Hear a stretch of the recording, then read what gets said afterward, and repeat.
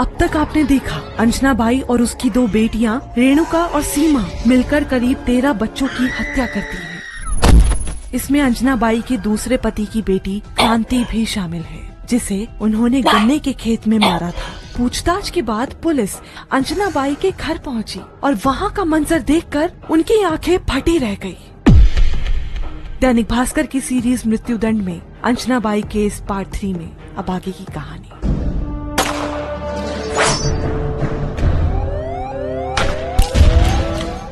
Anjana by के घर पहुंची पुलिस ने जब कमरा खोला तो देखा वहां दीवारों पर हर तरफ खून के धब्बे थे।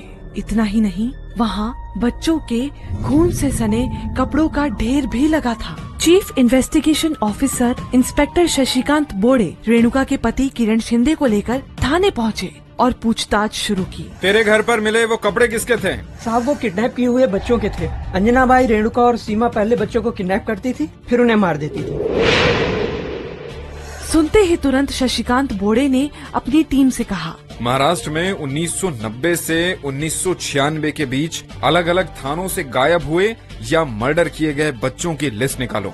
जांच की कमान अब सीआईडी ऑफिसर सुहास नाथ गौड़ा को सौंपी गई। जिन बच्चों की लावारिस लाश मिली थी उसे भी खंगाला जाने लगा। पुलिस ने किरण को गायब हुए बच्चों की लिस्ट और फोटो दिखाने शुरू किए। किरण पहले थोड़ा हिचकिचाया, फिर बताना शुरू किया। साहब, सब 1990 से शुरू हुआ था। अंजना बाई और उसकी दोनों बेटियों ने सबसे पहले कोल्हापुर से संतोष को उठाया, बस स्टैंड पर मारा और लाश विक्रम हाई स्कूल के पास फेंक दी।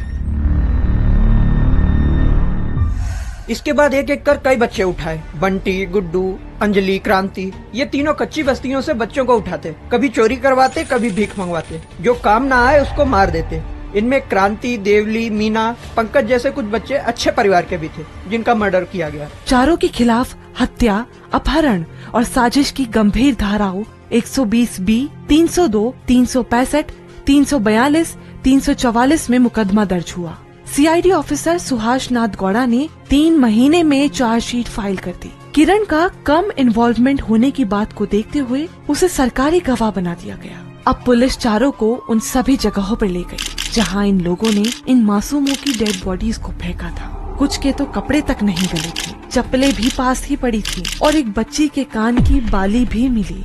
सीआईडी ऑफिसर नाथ गौड़ा ने इन मासूमों की हत्या का कारण पूछा तो लाल आंखों से एकटक निहारती हुई अंजना बाई हंसने लगी और फिर झल्लाते हुए बोली, भीख नहीं मांगते थे, चोरी नहीं करते थे, तो मार दिए। तभी किरण बीच में एकदम से बोला, बड़े बच्चों को किडनैप करने के बाद